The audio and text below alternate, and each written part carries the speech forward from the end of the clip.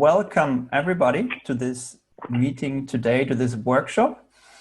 The plan is that I'm gonna give you a little bit of an update, what is happening, some starting words, a little bit of housekeeping. I will share my screen in a second with you. And then I will hand over to Sana, who has been working extremely hard in the past weeks to set up this workshop and a couple of things around that we will mention in a minute. And in the middle part, I will take over to say something related to the topic of today. Then Sana will take over again. And the whole workshop should have the spirit that if you have questions, please chime in. And then I want to share now my screen with you. So let me do that.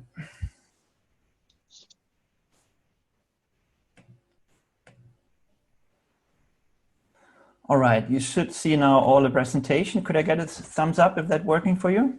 Great, awesome. All right, so this is the online teaching Master in Finance, or broader sense, the Master in Finance meeting. And today the workshop is around video recording, how-tos, and sort of hardware tools. But also in a broader sense, when we have enough time, we'll talk a bit more about online teaching tools. All right, so let me jump forward. So a bit of an update, what we have done in the past weeks. We have been actually setting up a series of workshops. So there's more to come. Hopefully today will only inspire you for the more things to come. And in the background, what we are doing at the moment next to this workshop, we are writing a manual where we specifically tailor the information to what's needed for us in order to get started with online teaching as quickly as possible. So there is a myriad of information out there. And what we have done is we scanned all of that, of course, and then chose the right tools for us and give you recommendations so that you get started as quickly as possible. And because there are so many details, we have started to write a manual which gives you a lot of details if you are interested in it. There will be a number of small recording studios at the VU. I wanted to let you that know. So we learned about that. So the VU is building small recording facilities. They're already, the audio visual center is so RVC, not RCV, is already offering recording of videos at the VU, but the VU is extending those capabilities. So in case you don't want to record certain things at home, there should be recording studios at the VU in the future. When this is actually live, how they look like, how many, how they are booked, etc., that's not clear yet. Okay, I want to point one thing out. What we're going to do is we will produce quite a bit of material in the next weeks and also have been. And what we want to do is we want to share that with you at one location. So we actually have a network drive. I'm not sure how many are available of know about that because it hasn't been used so much in the past. So we have a network drive which is accessible from everywhere in the world. And if need be, we can give you more information how to access that. But there is actually a VU G drive, FEWeb, FB, Finance Department General teaching information. So that is our that is our drive, the FB drive. And then in that drive, we can actually install and store information which is helpful. And what we're going to do is in this teaching information folder, we will for example, this presentation will go there. Or if I can point you to the right upper corner of my presentation, there you see the VU Master of Finance logo, which doesn't exist actually. So I have made this and I'm not entirely sure whether this is up to the legal standards of VU, but I wanted to have that for our program. So we will upload this material. We upload the recording of this workshop and what's more to come. So already wanted to point you out to that network drive. All right. Normally it's an option to drop this material also or instead on the Surf drive, which is, at least to me, is much easier accessible. Okay. Yeah, so we can do that. If there's a majority opting for the Surf drive, I'm not so much in favor of the Surf drive because it is a bit crappy in use, I find. But if the majority of you, I'm totally open to that. If the majority of you say, hey, we moved on into the a cloud world, then we can also do that on the Surf Drive. No, then I'll give this one a try again. Maybe it was just me. Yeah. No, But- Charles, it's not only you. I also work on the cloud Surf Drive. Okay. Please go. Please let me know. Let me know in the chat. Maybe you can quickly say Surf Drive or net, sort of the cluster network drive, and then we will follow that accordingly. Yeah. Thanks a lot. Okay. So beyond today, I identified when I was talking to you, I identified 3 big topics where you need more information and help. One is video recording, uploading, online teaching tools. That's where we start off with today. And a big part of today will be video recording and uploading. Then strategies to connect and engage with students. And that is following up in the next workshop. And there are actually 2 workshops. One is based on our knowledge and what we learned. And then there's a professional we brought in, Seema Ramdas. She's from the Learn Academy, and she will do the actual implementation. So I will give you a lot of knowledge about strategies, theories, and she will do actually implementation with you and how to do this in real life. And then there's a 3rd topic, proctoring and test vision. And that will be another topic where we want to sort of inform you about what we learned. Yeah, so what I said, there will be a 3rd workshop about didactical tools. That is coming up in roughly 2 weeks. Tools to connect with students online. Then the 4th workshop with Seema Ramdas. And if you really fall in love with these workshops, we can do more of those. There are so many detailed information, there's so much detailed information out there. So in that spirit, we cannot cover all of that. And so I also want to sort of say today, let's see that workshop as we will show you the tools which we found out are important for you, and then make you aware of what's possible. And for some of them, we go a bit more in detail, but already let's have the expectation management. This 90 minutes will not be enough to give you all the nitty-gritty details of recording videos, for example. Yeah, so it's a lot about making you aware of what is possible, what are the good tools. And yeah, you will get quite some information already to get started. Okay, and as I said, we are writing a manual at the moment, which is tailored to our needs. So which selects what's already there in view and out there in the world and is tailored to our needs, where you then can go into topics and find information. As also mentioned earlier, we will be there for you to help. So I have to put this a bit in quotation marks. So Sana is here, she will take over in a minute, and she is available for us to help us. It is a bit in quotations for the finance master. So we have to be a bit careful. We cannot overload her completely, but there's on the VUE side a lot of one-on-one help now. Sana can help on our side. I am also available if you think I can help you. So beyond the manual, beyond pointing you to written material, you can also talk to us directly. Okay, that's the agenda. I'm not going into detail in the agenda. You have seen that already. As you can see, there's a big part around video recording. And then there's a later part where it is a bit about Canvas, some additional teaching tools, one of which we use in a second already. And we might run out of time, but that's totally fine. We made sure that the main part we want to cover is getting you started with recording videos. That is what really we hear from all sides. That is really something which is on the front of your mind. So we will definitely want to get through that. Okay, so with that, I want to hand over to Sana, and then she will start with the first part. Thank you very much, Norman. I'm very excited to be here, and also I'm very excited to be able to demonstrate some of the tools to support you in the transition to online teaching. Actually, before we start, I would like to put you to work. So we're very much interested in finding out what do you find fulfilling and feel fun in teaching. So I would like to share with you a short survey. So I'm going to share with you my screen in a minute.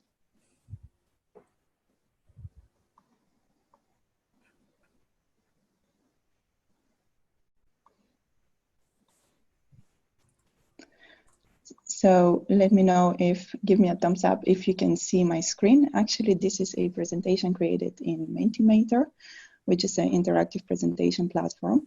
And to participate in the survey, you can go to menti.com and use the access code provided on the screen.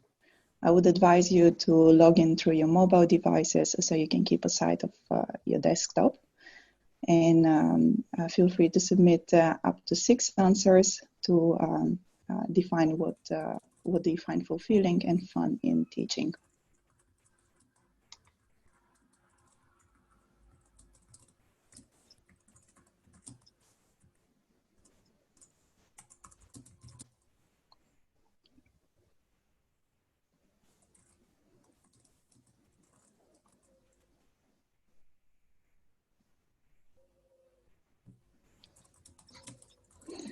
Okay, so we see some interesting answers popping up.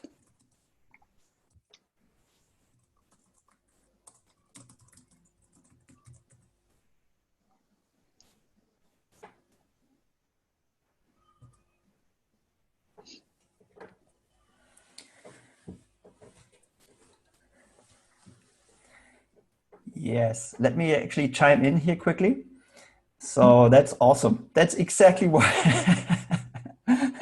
that's so great. That's exactly what we were looking for. So actually, from what you're writing here, we will take inspiration for the next workshop. And not grading, that's fun. Okay, transferring knowledge, I see here, interacting with students, contact with students, seeing real interested students, seeing students learn, thinking about clearest explanation, curiosity of students. So what I see, and I'm nudging you a little bit here, so I'm honest about that. So I see a lot about interacting students, having contact with students, making jokes with students, ambitious students, so experiencing students. And of course, that's for me personally also what really drives me most. If somebody comes up afterwards, say, hey, awesome lecture, or you shaped my future path, then this is what drives me. And in the next workshops, we want to work on to show you strategies how to make this possible in an online world. And I learned a lot about this recently, and there are really awesome tricks which we can use. And next to that, we just showed you one tool, which is readily available on Canvas, which we can use in order to learn from the students about their information. And we will show you in the future more how you can use that. With that, back to you, Sana. Yes, thank you. So thank you very much for participating in the survey. We're gonna collect your answers, and actually we're gonna use them to support, to develop the support to support you in the transition to online education. So let's start with the demonstration part of the workshop and with some of the content. So I would like to start off with the topic, and the topic focuses on what are the key videos to share in your online course. So I have made a selection of a number of videos which will be useful for you to include in your online course, actually to strengthen your online presence. Well, as most of you are aware, introduction video, this is a very important element, and the introduction video is a good opportunity to introduce yourself, but also to explain the goals for your course. It will be a nice opportunity also to define already or to explain already to students how they can reach out to you and how to what to expect in terms of response time and interaction. Another video that you can include in your course, this is a course navigation video.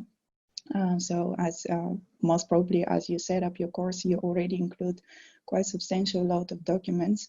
And for students, it will be useful to get a feeling of where they can find what information. So you can already explain that in an introduction or navigation video.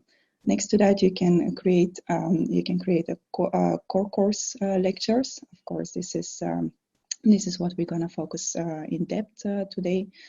So next to the core lectures, you can also create introduction of new topic or introduction to the particular module of the course, where you simply provide a bit more details on the particular week. So what students should expect, what content they'll receive throughout the week or throughout the module, and just give them a little bit more clarity on the content and on the agenda. You can also create feedback videos. So instead of providing a more traditional written feedback, you can provide your feedback in terms of a very brief video. Of course, that will require additional work on your time and most probably additional editing time. So this is, of course, personal preference. Well, the last video that you can create in your course is actually videos that students create. So you can encourage your students to interact with you through providing videos. So for instance, they can complete their assignments in video form rather than in written form. And in this way, you also keep the engagement with students on a higher level than simply interacting through written assignments. So this is on the key videos that you can share in your course. Next to that, I would also like to share a number of strategies on how to keep your students engaged. So those are very simple strategies. Most of them do not require substantial time investment, but they are very effective in keeping your students focused on your course and also during while watching your offline lectures. So the first strategies is keep your lectures short. So as most of you are used, lectures are typically an hour and a half.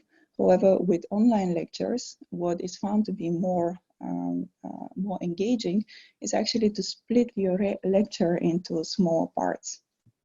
So you can divide your lecture into subtopics and focus and create a 10-minute video on the first topic, create a second video on the second topic, and so forth. Of course, this is a personal preference, so if you decide to record your lectures as a 1-hour lecture, you can also do this. However, consider including some interactive elements during this recording. One of the strategies that you can use there is to integrate quizzes or interactive hotspots in your videos. And what I mean by quiz, you can already integrate in your video a quiz that pops up after the first 10 minutes, and the student cannot continue with watching the lecture without clicking on the answer of one of the answers in the quiz. By hotspots, I actually mean a reference to another course material. So you can already reference in your lecture what chapter they can read, but also reference the specific document on Canvas. You can already integrate call to action buttons. So these are the so-called interactions. Another strategy is to include a bit more visuals and graphics. So most of the students and most of us are actually visually oriented. So if you focus your content in a more visual way, then you can engage with them. Another simple strategy is to use whiteboards. Actually a digital whiteboard. So instead of creating a PowerPoint presentation and going through the slides, you can project part of your screen as a digital whiteboard, and you can mark the most important points on such a digital whiteboard. You can also add captions to your video so that students can follow the video not only by listening to the audio, but also in a more quiet environment where they can simply read the captions. So you can also monitor your the participation of students or interactions by students, and those are typically analytics that are available through Canvas. But you can also, for instance, request for feedback as part of your lecture. So towards the end of the lecture, you can already integrate a survey or a poll for the students to complete, where you ask for feedback or for recommendations on which aspects of the lecture they liked and which not.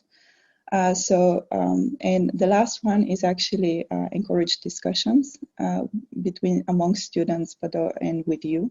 So you can make use, for instance, of discussion boards. This is a functionality available on Canvas, and you can make a very easily use of it. So in brief, those are some of the most important strategies, and we will provide you with a bit more comprehensive list through our manual. So if you have any questions, please feel free to list them in the chat here. I'll continue I'll continue with a brief demonstration of the video editing software that we decided to use, but it also recently appeared on the online education platform from VUE. The software is called Camtasia, and it is a very intuitive software, but also it offers a broad range of functionalities, which gives you the option to really professionalize your videos. So I'm gonna share my screen again.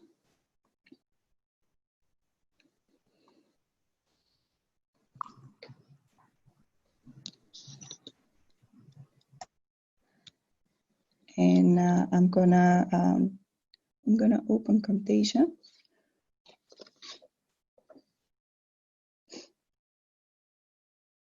So now we are in Camp environment. Let me switch to the software of Camtasia.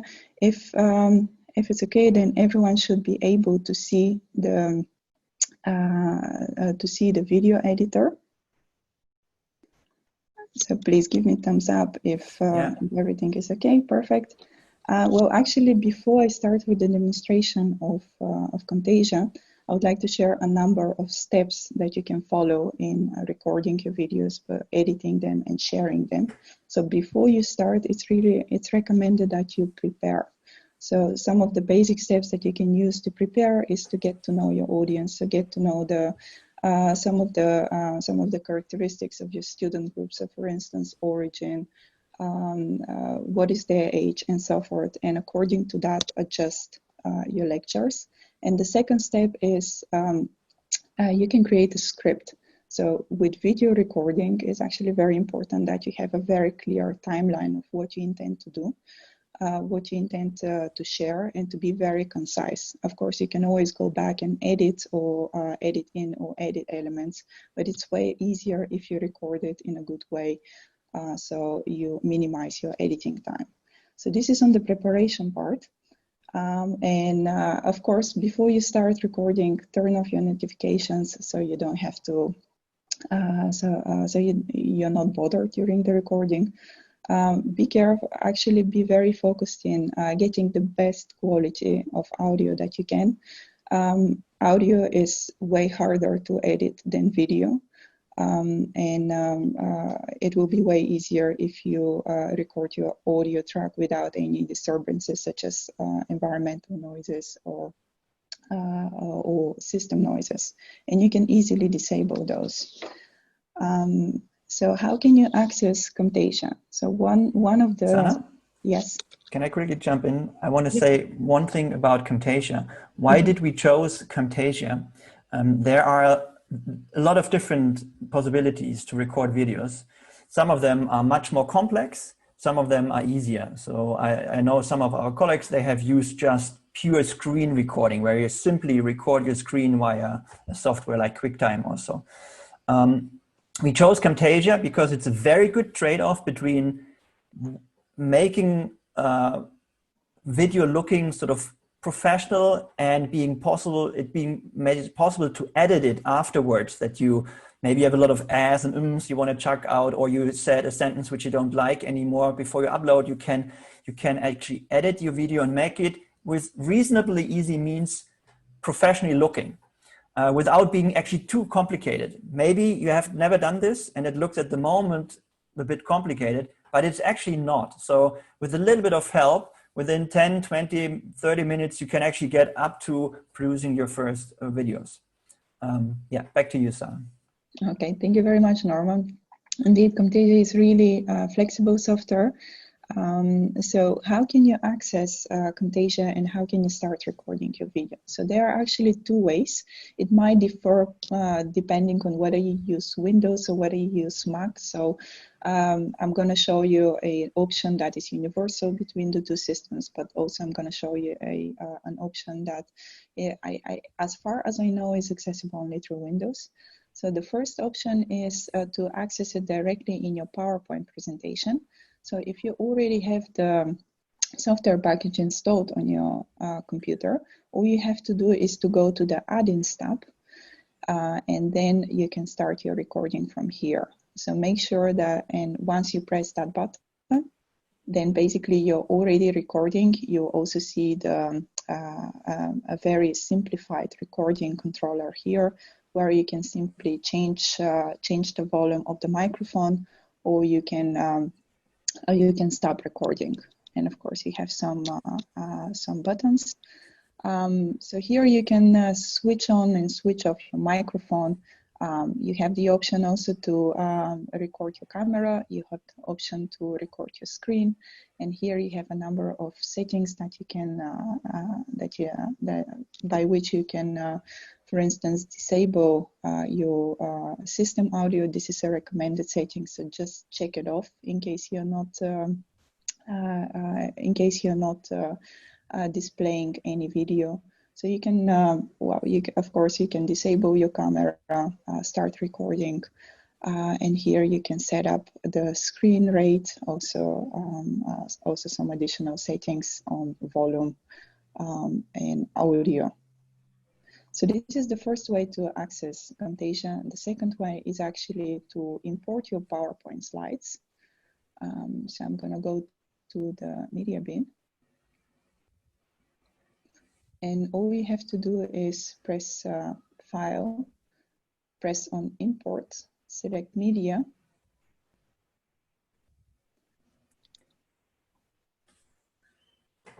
And I'm going to go to my desktop where I have stored the PowerPoint presentation.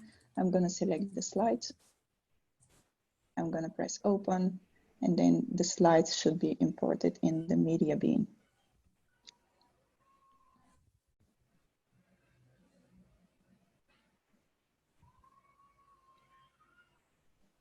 Here they are.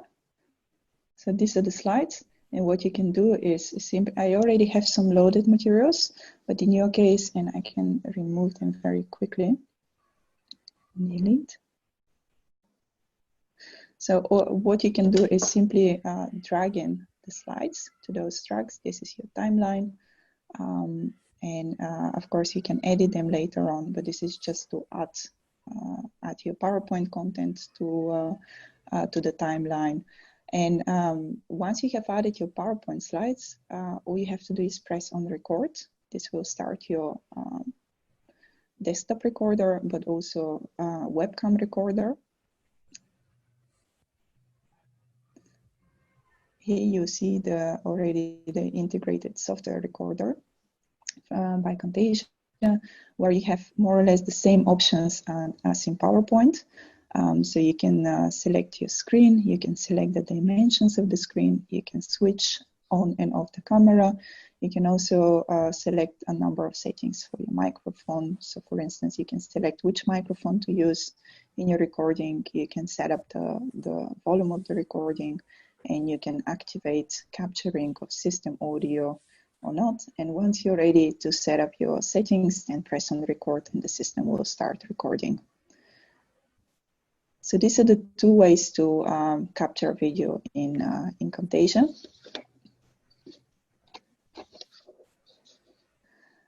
So I would like to walk you through the software, or the editing software of Camtasia. So what you see on the screen are actually a number of fields. You'll be working with mostly with all of those fields in editing your video. So on the left-hand side, you see the media bin. Well, this is the area where you drop all your materials for editing. So for instance, for voice recording, video recording, PowerPoint presentation. To add a new slide, as I have shown you, you can go to File, you can press on Import, and you can select any type of media.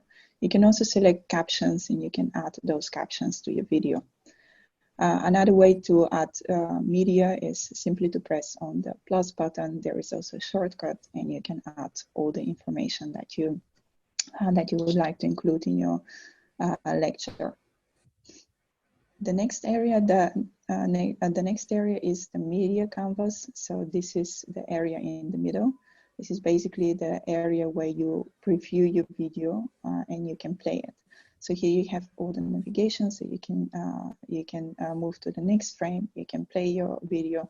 In our case, of course, we don't have video, so we're not going to be able to play it, but to play any specific image. But what I can do is I can already play the slides from the PowerPoint presentation. So let me put that on pause. The pane that you have next to the media canvas is the properties pane. So this pane is relevant if you decide to add any of the library elements or any of the video enhancing elements. Those elements you can find here on the left-hand side. So you have quite a good selection of enhancing elements. So for instance, transitions, annotations. You also have already integrated library by Camtasia, where you can, and from this library, you can select some of the templates. So for instance, you can add icons, intros, and intros, those introduction slides or videos to your video, and you can edit them from here. Another useful, another very interesting element from the video enhancement elements is animations and behaviors, but I'll keep that for the last of our demonstration if we have some time left. The final element from the interface of Camtasia is the timeline.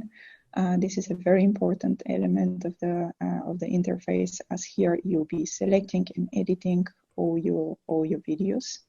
So the way that the timeline in Camtasia is structured is into a number of tracks. Those tracks are used to add different elements. So in my case, I have added the PowerPoint slides on track 1. And I can add a number of other elements to track 2. So what I can do is I can add a video and an audio recording from my materials.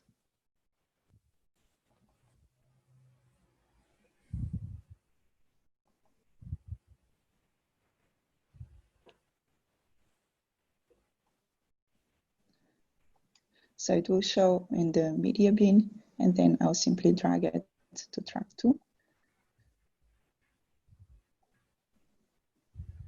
I'll add another file as well, which will be my video file.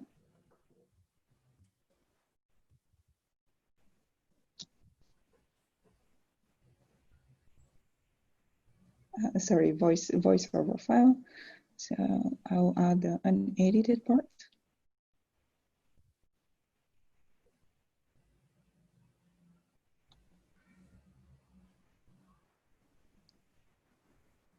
And I'll add it to track 3. So Camtasia will automatically extend the timeline so that it captures all 3 tracks. So now I have all 3 elements for a online lecture. So you have your slides, you have your voice recording, and you also have your video recording. The next step is for you to match those elements, also to edit them so that you exclude parts of the recordings that are not useful to be displayed, or for instance contain some noises from the environment that you would not like to include in your audio. So I'm going to show you 6 basic editing techniques by which you can trim, you can split your audio, you can stitch it, move it, and so forth. So let me start with the first one. The first technique is called trimming and splitting. So basically this is, I'm gonna select only one of the tracks, but you can do that with any of the tracks, even with the PowerPoint slides. So for the sake of the presentation, I'm gonna select this one. What you can do, oh, actually it will be more appropriate to select this one because it's a bit shorter. So this is my first PowerPoint slide. So in order to trim it, you can basically select the frame of the elements, wait until that yellow frame appears, and you can drag to make it shorter, or you can extend it to return to the original length.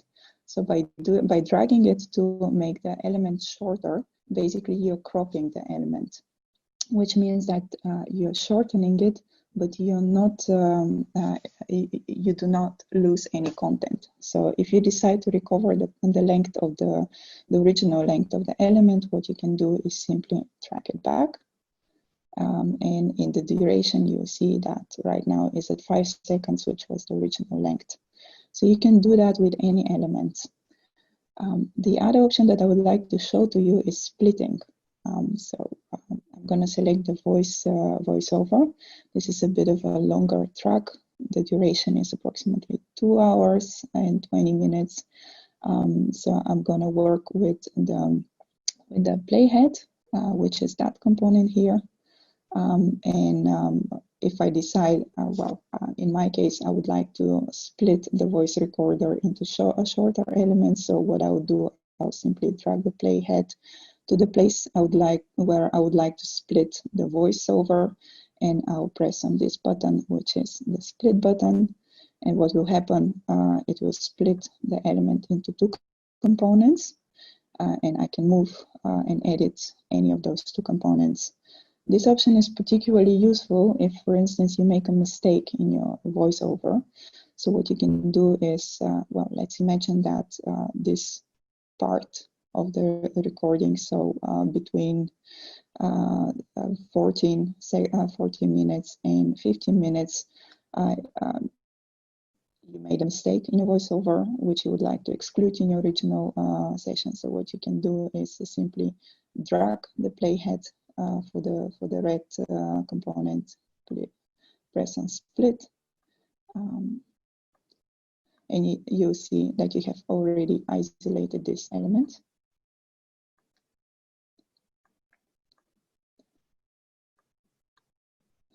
And you can edit it. So in my case, actually, I have shortened it, so I'm not sure whether you could see it, but you can edit it. Okay. So this is splitting. You can also stitch your elements. So let me cut another piece of the video recording. Of the voice recording. So I already have this small piece isolated, and so I have split it from the main track. But if I decide that this is not a useful option, so if I don't want to isolate it fully, then you can stitch it back to each other. You simply have to select the 2 elements, right click and press on stitch selected media, and then you have and then you stitch it. The other option that I would like to show you is called the ripple move. This is a very convenient option if you decide to move your tracks. So what you can, for instance, if you decide that you would like to add an intro to your presentation, what you can do is select all the tracks together, all the first tracks together, press on the shift button, which I'm doing right now, and you can drag all elements together. And basically what the ripple move will do is move anything that is on the right hand side of the selected elements together with the selected elements.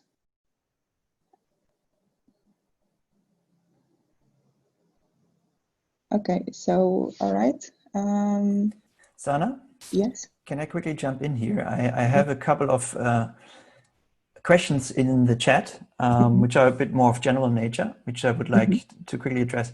So Camtasia is basically a standalone software, right? That is a standalone software. So it's not integrated in any kind of platform.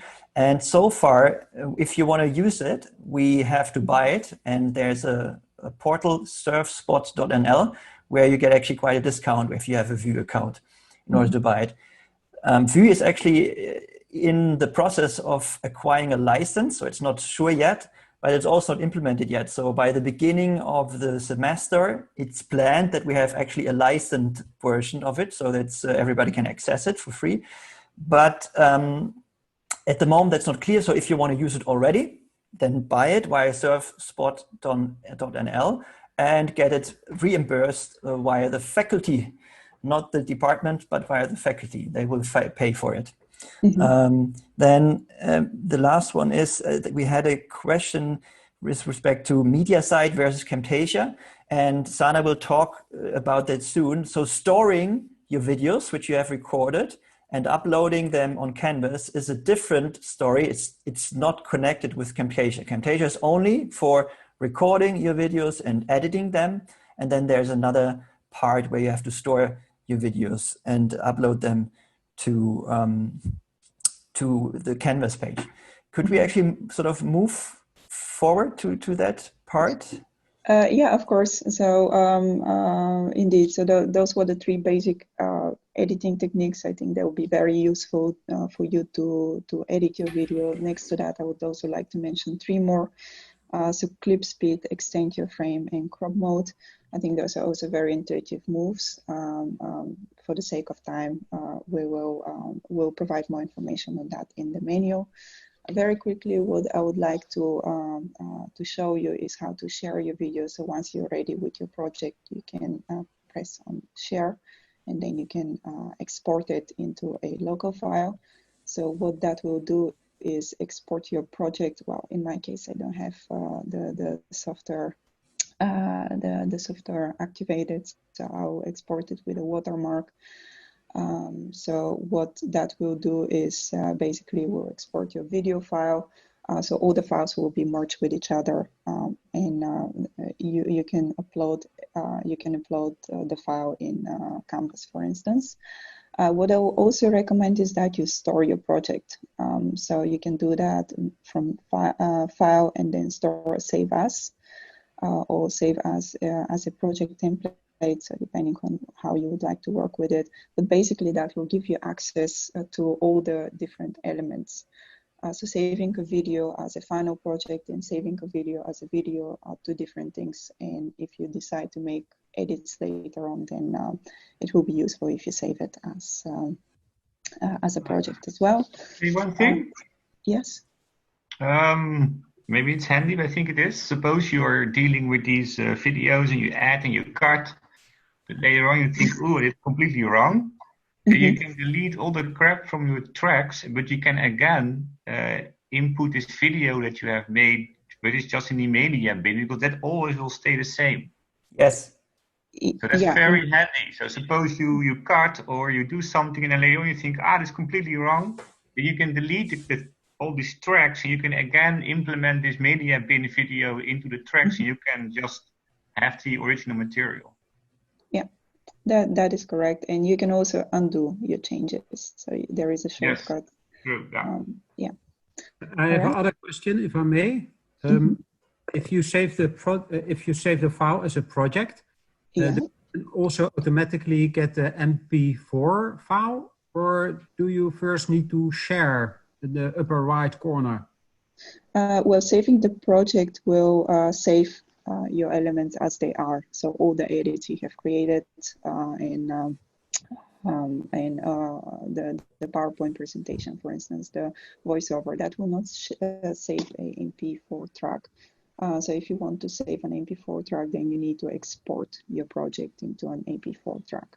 So from here, you have to select share and then export it into such a format. Yeah, and then there are many choices you can make. Is the default always okay? I would recommend to follow the default recommendations, also for the size of your video. So many players have a default playing size. So I would recommend to follow in the format and the size of the video as the recommended option.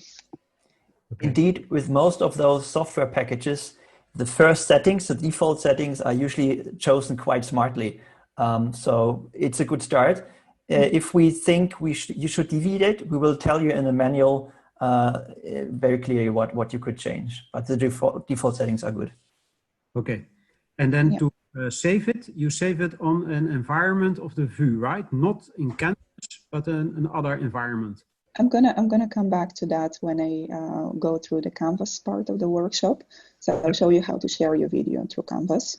But I would recommend to store your file locally so that you have access to the produced video file, and you don't have it uploaded on a non-native environment.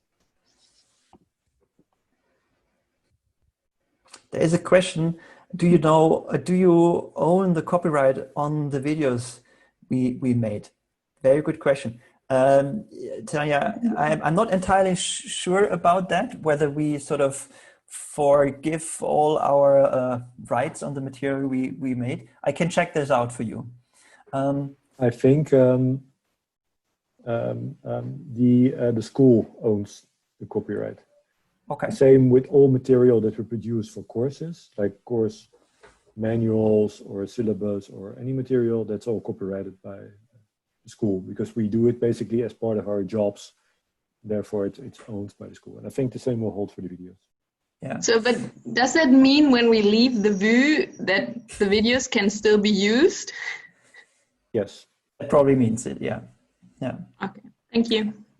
Maybe one comment to that. So when I was talking to you, I heard sometimes the comment, hey, I'm a bit afraid that I will be replaced by my videos, or also maybe it pops up on some Chinese site and it's copied 1 million times. And I can give you also a little bit of other perspective here, and which might help you. So actually we're using YouTube all the time, right? To learn something, or we're using other media sources from other people all the time, which makes us aware of other people and their work. So we could also actually see producing those videos, and if they are shared by somebody, as actually people are interested in our work and sort of draw them in to what we do and produce attention for us. So actually that's the perspective I choose the most. So I'm not so afraid of people copying and sharing my material. I rather would be excited if some Indian guy would learn finance from my video. So, but yeah, that's maybe also a bit of my personal opinion about that. Okay, thanks, Sana. To this, can I say something? I don't think you can download the videos easily from Canvas, right? Absolutely. Now we will show you that the videos will be streamable. So we actually we will restrict them only to be streamable and not downloadable. So in that respect, it's anyways not that easy. Sana?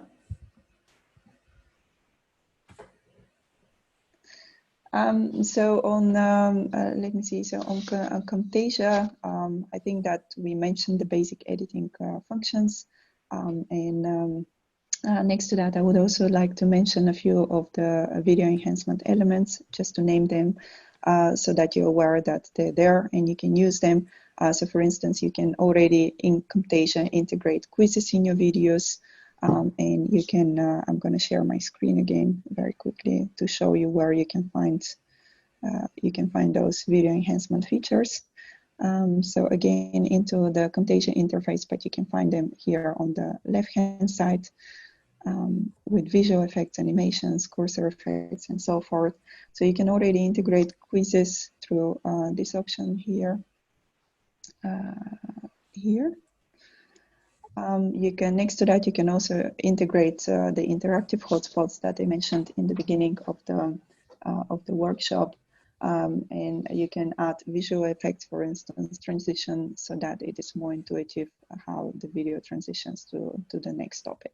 So I would invite you to explore all those elements and to experiment with them.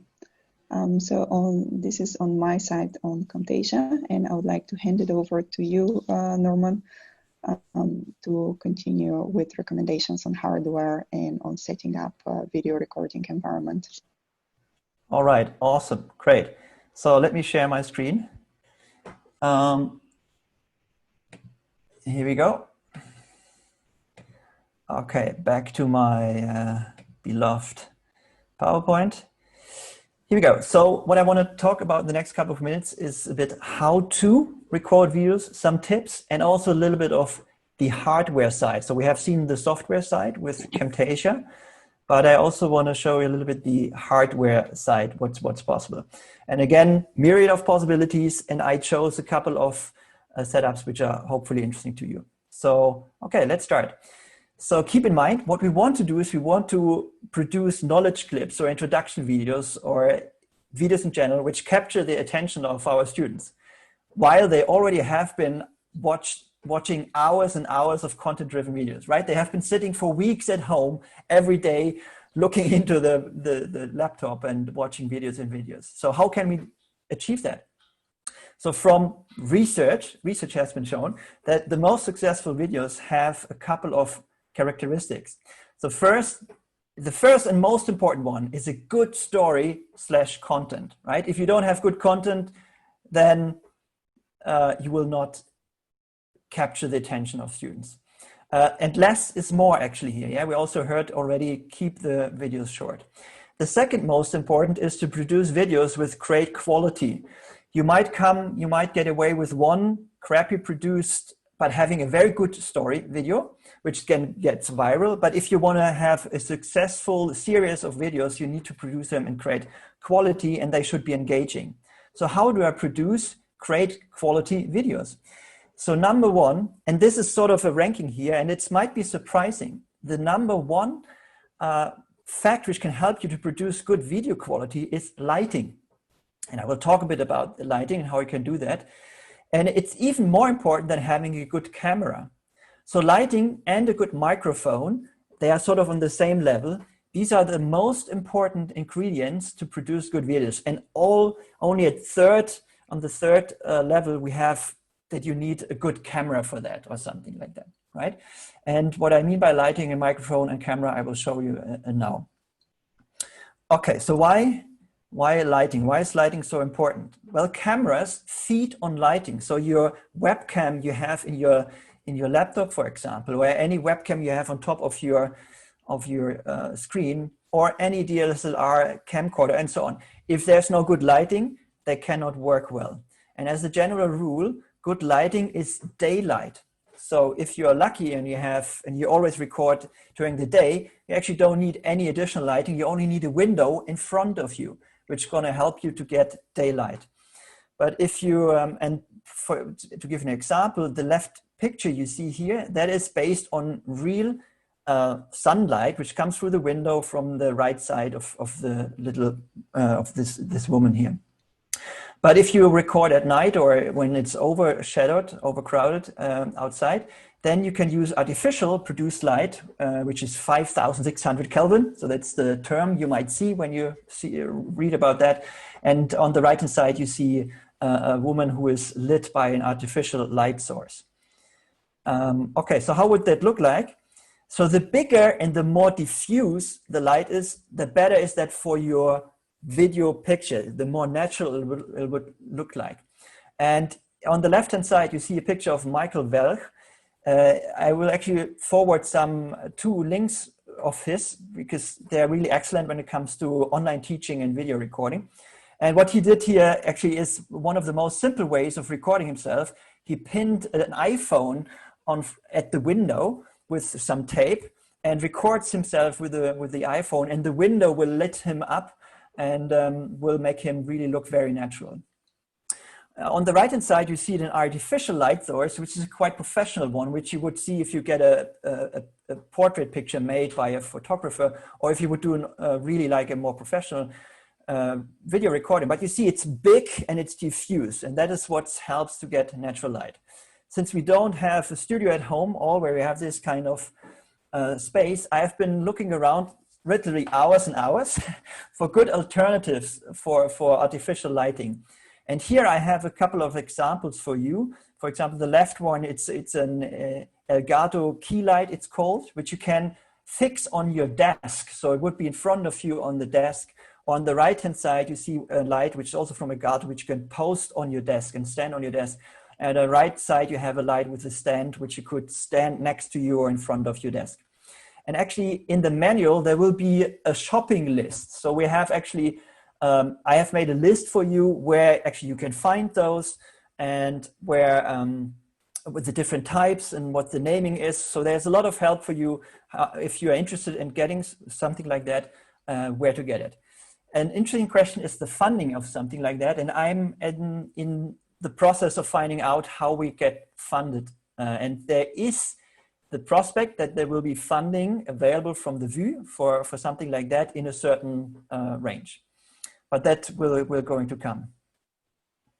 All right, let me move on. So that is sort of everything with respect to lighting. So general, good diffuse lighting is very helpful. And ideally from the front, right? That's important. Microphone, how can we get a good microphone worked out? So a good microphone, actually at the moment, I'm doing a live presentation with you at my shirt. You should see what's called a lavalier mic. That is the second one here, which is actually my main recommendation to you all. This mic is extremely cost efficient, costs 20 euros and plugs directly into the computer. And because it's so direct and close to my mouth, it will take directly the sound of my voice without recording a lot of ambient noise around me. And that is what makes good direct sound for your video recording. You could use your earbuds if you have them available. You could also use a USB mic. Yeah, Mark, you're holding that in. That's also a good thing. So there are two options with an USB mic. They're actually really easy to plug in, play in your computer. So not a lot of setups thing needed. But what Mark just has been holding in the camera is sort of a stand on the desk mic, which already works quite well. So good job, Mark. Going back. So on the right-hand side, you would see that sometimes what I can tell you is it will still record a lot of ambient noise. So if you type on your keyboard, for example, it will still capture that quite a bit. So in the middle here, the third from the left or the second of the right, you see the microphone on a stand, which is sort of in front of you, which is like they do it in radio recording studios. And that will help you to bring it close to your mouth, which is always important for good video, audio recording. And that will help you to have less ambient around you. Okay, so these are the two choices which I would recommend to you the most when it comes to that.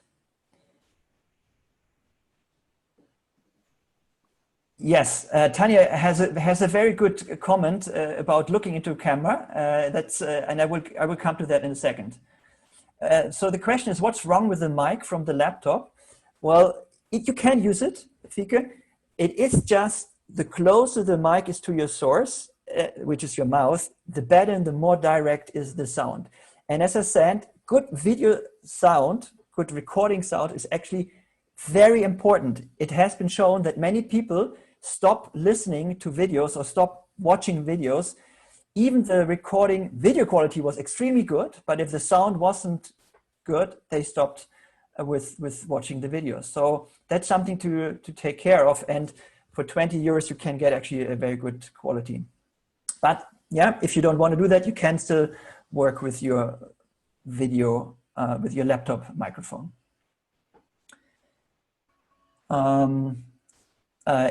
Yeah, and Günzli says there is a strange noise with your earbuds when they move on your chest, for example.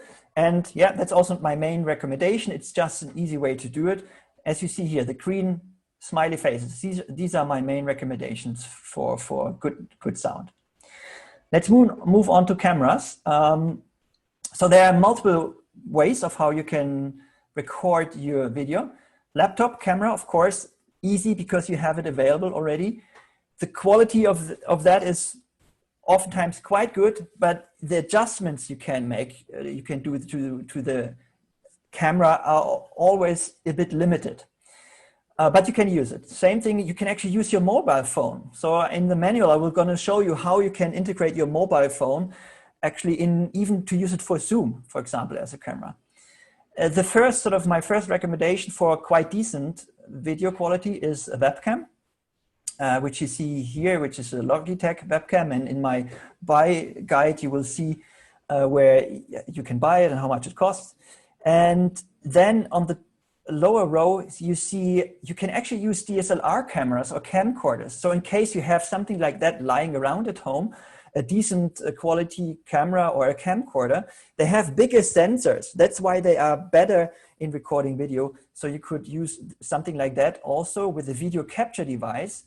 Again, details in the manual, and you could connect it like in USB webcam to your laptop in a very easy way. Yeah, so these are different options you can use. All right, and so why are different video qualities, for example, nice? If you see at this picture here, the left lower picture, just to show you, that's recorded by a DSLR camera, by a sort of a bit better camera. And you see this nice, smooth background, this bouquet. That is what you produce with a good quality camera, where if you have some kind of crappy webcam or crappy laptop camera, then this would be more the pictures which you see in the rest of the picture here. So that is a motivation for good quality lighting and good quality cameras. Okay, so let's put all of that together. So here I show you two different setups which I can recommend to you. So actually the first picture, the upper right picture, that is what I'm talking to you right now through. So that's my desk at the moment.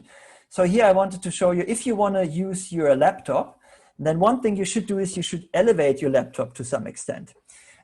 Why? Because then you look directly into the camera. It's on eyesight. Rather, you have this typical look where, let me try to show it to you, where you're recorded from below and people can see whether you have been cleaning your nose properly, yes or no. So it's always a good idea to look straight into the camera, also not to have it high from above. And then I have my laptop, which I use as a source where I see the material. In front of that, I have a DSLR camera, but I can also use the webcam camera from the laptop. I have a light to my left, which I can switch on. And actually, I have connected a lavalier mic. So this is a kind of a quite easy condensed setup, which all of us, I think, can set up quite easily, with which we can produce quite good quality. The lower setup has two monitors, which is helpful when you do a live stream, so Q&A via Zoom. Then on one laptop, you could have your main material. On the other laptop, you could maybe observe the live stream and see the chat and things like that. And you see on the left-hand side a boom arm with a USB microphone, and you see a little bit of a bigger light, and you see also two different camera setups. Yeah, just to give you an idea of this is what I would recommend. This could produce very decent video recording for you. Okay, let's swap this. This is another way how you can do it, but let's swap over that. I want to quickly also mention some extra tools. So many of you have been using whiteboards. One of our colleagues has actually used the whiteboard, I think, in a lecture hall, and has been just pointing the webcam towards the whiteboard, which also worked. But some of the students said, hey, that was not ideal. We could not always read everything. So here are some methods how we can actually use a whiteboard digitally. So one is you can connect, if you have an iPad Pro with a stylus, which I do all the time, that's my preferred method, or you have a Microsoft Surface, then you can actually connect that to your laptop, and that would be one media source which you can record in Camtasia, and you can sort of have it side by side with your camera picture. And that is an awesome way to present and annotate slides, PDF slides or PowerPoint slides, and also have a whiteboard where you make graphs or write down formulas and so on and so forth. That's one way of doing it. Another way is you could have an overhead desk camera. So you could use your iPhone to actually record your desk, which you see in the second row here. So there is a camera on a stand which records the desk. And then you just take a piece of paper, and on the piece of paper or a little whiteboard, you do your drawings, and that actually mixes up the perspectives of your video and makes your video quite interesting. Okay, so Anne Obscore has an if you use PDF, you can also use Drawboard PDF works great. A good comment. I actually don't know it yet, but sort of this might link to what Anne says. Not everybody has a tablet at home, an iPad or anything like that. So what you could do is, instead of having a mouse, so as a substitute for a mouse, you could have something what's called a Wacom, that's the brand, tablet, and that you see here. That is basically a substitute for your mouse, where you have a pen with which you can draw on the tablet, and then you can also make directly notations in PowerPoint slides, for example, or there are software tools where you can make annotations on your screen and you can draw. There is one nice advantage of this Wacom tablet. It's actually not that expensive.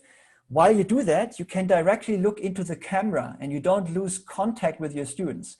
While when you use your iPad or Microsoft Surface, what often happens is you will look down and draw on it and you will lose the contact with your students.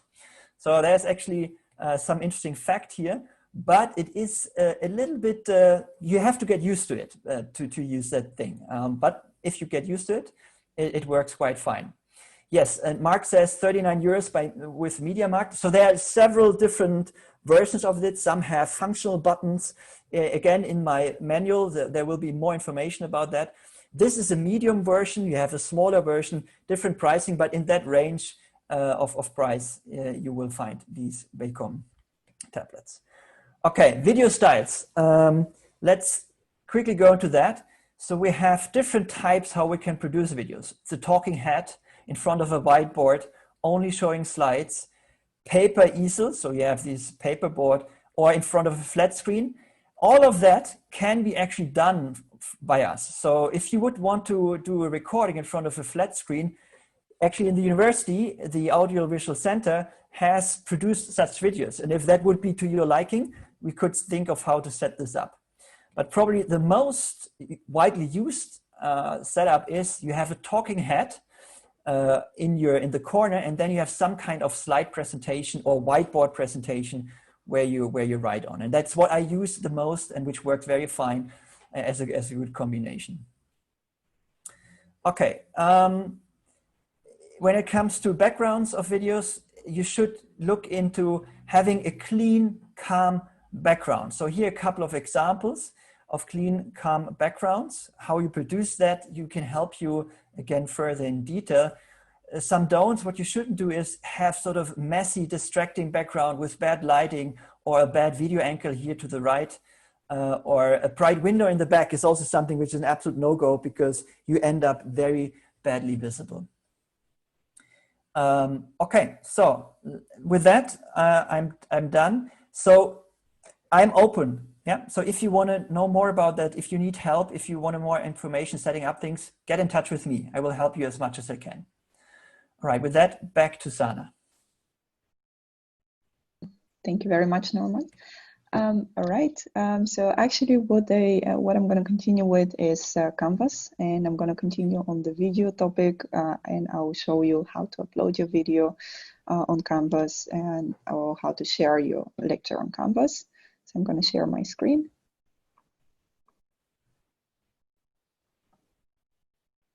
So now we go back to Canvas environment. I have already set it up a practice course. Let me first load it. All right. So I'll show you how upload shared video through media site looks like in Canvas environment, and then I'll walk you through the steps on how to share your video. So I'm going to press on this link, example stored on media site.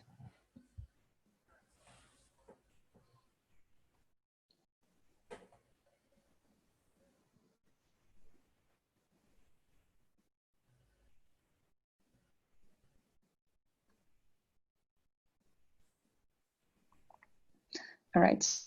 So what you basically see on this screen is a page, and I have embedded a video through media site in this page.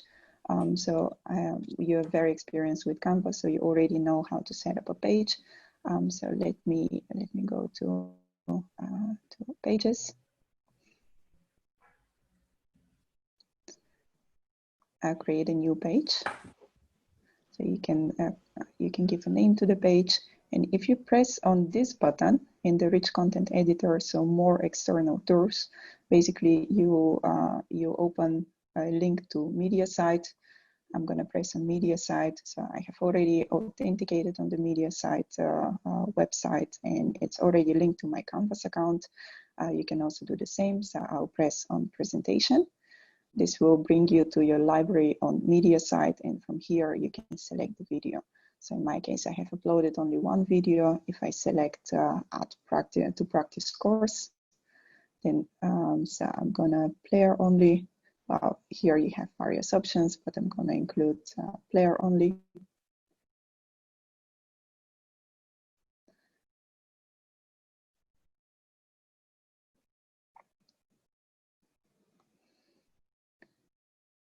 And that will load a thumbnail of the video, so you can get and you can save your page, impose some additional options by giving a name, for instance, adding some text above the thumbnail of the video. You can save it, and this will appear under your pages. So you can link any page to a module, and this is one way to share your video through Canvas. I'm going to move to media site to show you where you can find the media library, how you can authenticate, and how to use it. So on my screen, I have the media site link open. Okay, I see some questions coming up. Yes. You want to answer the question, Sana? Yes, yeah. So indeed, there are a couple of ways to share a video on and indeed, Remco says there are a couple of ways to share a video through Canvas. One of the ways is to share it through embedding it in a page through media site. The other option is to share it by media, my media and media gallery in the Canvas environment, which are basically the Cultura tools integrated in Canvas. However, size is a limitation, and media site provides more flexibility in terms of the size of the video, but also in terms of the number of videos and the total storage space. So my advice would be to upload your videos on media site and then embed them in the course. Of course, there are also some disadvantages, which I'll touch upon later on in this workshop very briefly. But for now, this is the preferred and recommended method. So what you have to do in order to link media site to Canvas is to go to the webpage of av/media.vue.nl. So you have to authenticate. I have already done that, so this is not a necessary step for me. And once you log in, so it will basically it will ask you to provide your Vue account details and a password. Once you authenticate, you'll receive a activation token. This will most probably end up in your spam folder, so be aware that you need to look there and to activate your account shortly after you have authenticated. And once you have activated your account and you go to the same website and you log in, basically you see this screen. Which is the library of media sites. This is a space dedicated only to your account.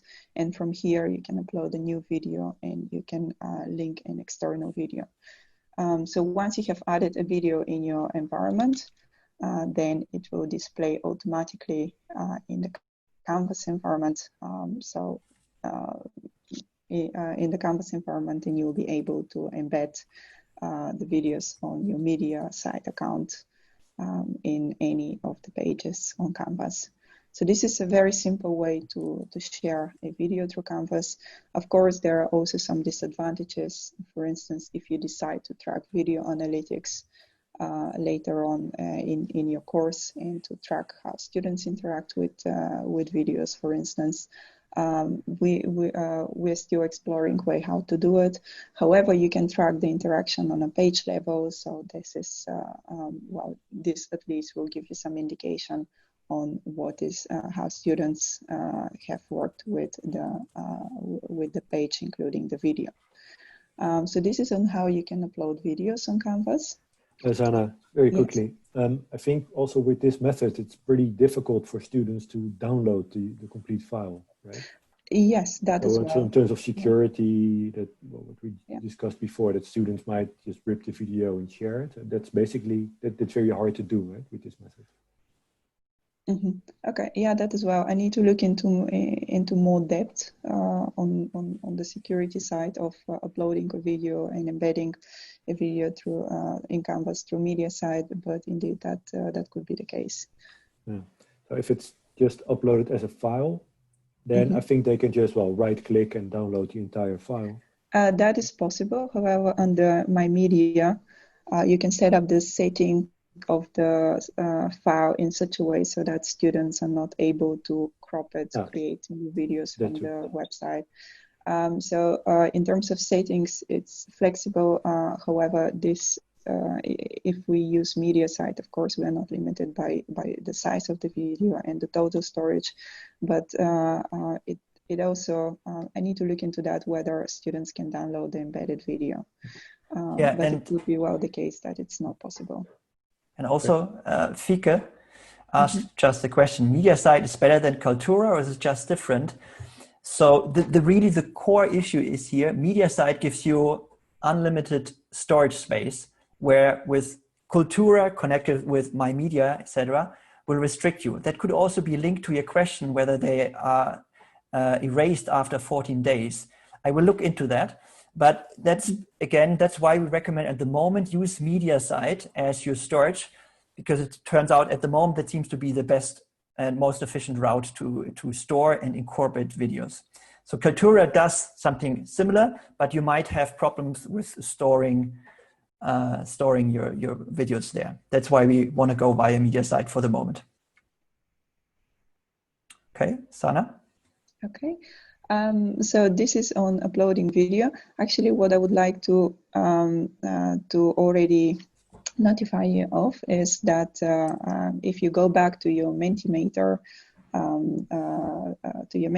presentation, and so the website that you have logged into in the beginning of the presentation, and access it with your access code, you can already input any questions for the end of the workshop. So if you and the audience can upvote them.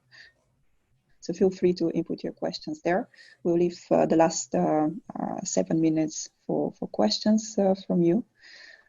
And I'm going to continue with how to set up a quiz on Canvas. So I'm going to go to the homepage of my practice course. And I'm going to open for you a quiz that has already been set up, and I'm going to show you some of the example questions, which you can also recreate for your course. So what you see on the screen is an example final exam with 3 questions. So one question is a multiple choice question, and then there is a second one, which is a multiple choice question, and the third one is an open-end question. So what we'll try to do is we're going to try to recreate that within Canvas, and I'm going to show you the steps for it. So in order to create a quiz, then you need to go to quizzes, select add a new quiz. So you gain access to the details tab, where you can input the name of your quiz. You can also include some description of what the quiz, some directions for the quiz, also description of what part of your content the quiz covers. You can also embed some media files, for instance, through media site or directly link to a YouTube video. You can select the type of quiz by having a practice quiz, graded service, and ungraded survey. You can assign it to a specific assignment group. And this is useful, for instance, if you decide to weight your final grade by assignment groups. You're provided with some additional options, so for instance, how students view the quiz, whether they can whether they can view it on a specific date, how the correct answers are provided, and so forth. And you can impose some quiz restrictions here by requiring a IP address or access code in order to access it. So to add questions, then you need to click on the second tab on the right-hand side. And then you're given 3 options to add questions. So the first one is add a new question. That will bring you to a new screen. And what that will do is bring you to the rich content editor, where you can include the description of your quiz question, input your answers, mark the correct answers by clicking on the green arrow here. You can also include comments with regards to on the correct answer. So for instance, you can include a comment why this is the correct answer or why this is the wrong answer. And once you're ready with filling in the fields, all you have to do is press save or save and publish, and then your question will be saved. The other option to add question is to find a question in your question bank. So I already work with a course that has pre-created question bank. So all you have to do is, once you have loaded your question bank, is to select the particular question in from the question group, and then you can check it off whether you would like that question to appear in your test. And all you have to do is add question to questions. What I would also like to bring to your attention is that if you decide to add a independent question, you have a choice of a very broad type of questions. So you have multiple choice questions, true and false, fill in blanks, and so forth. So I would like to invite you to take a look at them and to experiment with formulating different type of questions. But in general, you're not limited in the type of questions that you can include in your quiz. So this is on quizzes, and once you're ready, all you have to do is press on Save and Publish, and your quiz will appear under the quiz section of Canvas. Just to mention that for the course in business statistics, together with Andre and Lucas, we built up a full system of creating these kind of quizzes in R itself, such that one could relatively easily randomize the whole stuff. There we needed to have for each question 50 different versions which were thrown at students. So if you want to automate that, we do have some material lying around. Not that it's terribly easy to use, but if you're forced to start randomizing, yes, we have material lying around. Yes, let me also add something to that. So Charles, I know, and I had talked to Andre, so I know about your system, which is extremely well done and great, but it also has a little bit an advanced side to it. So I did something in between. I used, actually what you saw there are my question banks, and so I produced question banks, and quizzes can randomly choose a subset out of those. They are not as well randomized as what Charles does. So if you really want to go into a very nice setup they have, then please get in touch with them. But I also want to offer you, if you want to know more about quizzes, I have been using them quite a lot. Please get in touch with me. So there are 2 really outstanding things with the quizzes, and I will use them as my main tool of examination in the next semester. It's automatically grading, and you can actually have different types of questions, numerical questions. I can use it for programming questions. So actually I can set up everything what I more or less also want to do in a normal written exam there. So it's a bit of setting up work, but after that you are set up and can easily use it for grading, etc. All right, Sana, how we are looking. So my suggestions would be to sort of round it off at this point. We did not make it through all the material, but I think we touched upon the most important parts, which are recording videos, loading it on Canvas, and there we will have more workshops to come. Sorry to interrupt, but there is one question upcoming from Mentimeter. So Yeah. there is a question from the audience on where participants can find the workshop recording. Well, we'll share a link shortly with you after the recording. So most probably we still haven't discussed that, but we'll share the link with you. Yes, so it will be on one of these folders, right? So whether it will be on the Surf drive or on the network drive, we'll definitely make it available there. So in the future, please, if you have questions when it comes to online teaching, have a look there. So we will store material we will not always make you aware of. If you're looking for something, it should be there. Yeah, so that's one thing. And please give us feedback. So we would be really appreciate if you give us feedback on this workshop also in specifically, because there has been there was a lot of work done in a very short amount of time to get this worked out. We know that it was not yet perfect because it was just, stitched with a hot needle. But we hope that it gave you a good overview of what is possible and some already a bit more detailed insights, and gets you also a bit excited about, the new tools of online teaching. And give us feedback so then we can incorporate that for the next workshops that are upcoming, which are all about online teaching. With that, I want to send another big thank you to Sana. She did an incredible work in the past weeks, so that's absolutely amazing, and there's a lot to come from her also. And let me thank you that you all have been here. And the chat questions, they give us already indications at what we can focus more. And I wish you, from my side, a nice August, and have some nice days. And with that, I send you in your day. Sana, do you want to say a last goodbye or something? Well, thank you very much for joining, and it was a pleasure to demonstrate some of the tools to you, and I hope the demonstration has been helpful. We'll follow up with the manual. All right, guys, so have a good day and talk to you soon. Bye-bye. Have a good day. Bye-bye.